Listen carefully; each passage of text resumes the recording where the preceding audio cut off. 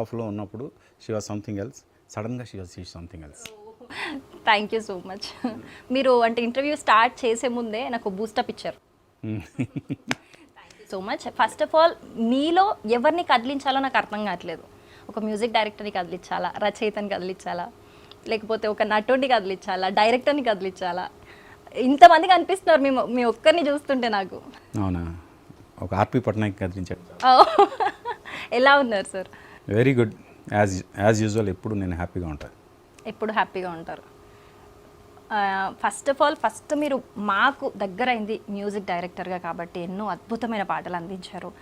ఇప్పటికీ ఎంతో మందిని కదిలించిన మీ ఫేవరెట్ సాంగ్ ఏంటి అంటే ఖచ్చితంగా అది మీ ప్లేలిస్ట్లో ఒకటి అయ్యే ఉంటుంది. ఐఎమ్ డామ్ షూర్, ఎందుకంటే అందులో నేను కూడా ఒకటి కాబట్టి. మీకేది ఇష్టం నేను పాడిన పాటలు? 1000 కన్నులతో సాంగ్ అయితే నేను ఎన్నిసార్లు విన్నాను సార్. నాకు ఆ వైబ్స్ ఎప్పటికీ ఫస్ట్ టైం విన్నట్టే అనిపిస్తుంది ఆ సాంగ్ విన్నప్పుడల్లా. సో అప్పటి సాంగ్స్ ఎప్పటికీ అందరి మధ్యలో నిలిచిపోతాయి. ఆ క్రెడిట్ అంతా మీకే. యా, అంటే ఆ క్రెడిట్ నేను ఒక్కడిని తీసుకోదలుచుకోలేదు, ఎందుకంటే అంత మంచి సాహిత్యం రాసిన లిరిక్ రైటర్స్, అలాగే అంత మంచి సిచ్యువేషన్స్ ఇచ్చిన డైరెక్టర్స్. ఎస్. సో మీరు ఒకప్పుడు ఒక సెన్సేషన్ అని చెప్పుకోవాలి, ఒక బ్రాండ్ అని చెప్పుకోవాలి ఆర్పి పట్నాయక్ అంటే.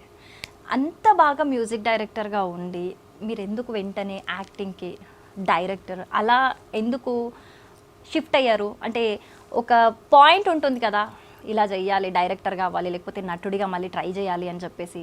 ఏంటి ఆ పాయింట్? మీకు ఏమనిపించింది? నేను కౌంటర్ క్వశ్చన్ ఇస్తాను. నాకేస్తారా?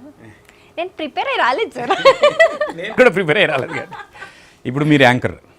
ఓకే, ఇప్పుడు మీకు ఒక మంచి సినిమాలో హీరోయిన్గా వచ్చింది, మీకు చాలా ఇష్టమైన హీరో పక్కన యాక్ట్ చేయాలని వచ్చింది. ఓకే, వెంటనే ఎగిరి గంతేసి మీరు యాక్ట్ చేస్తారు.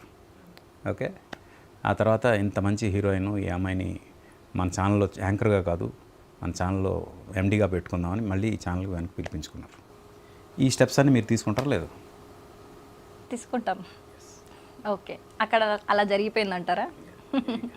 నా ఆన్సర్ అదే. అంటే మీరు తెలివిగా నాతోనే ఆన్సర్ చెప్పిస్తున్నారు.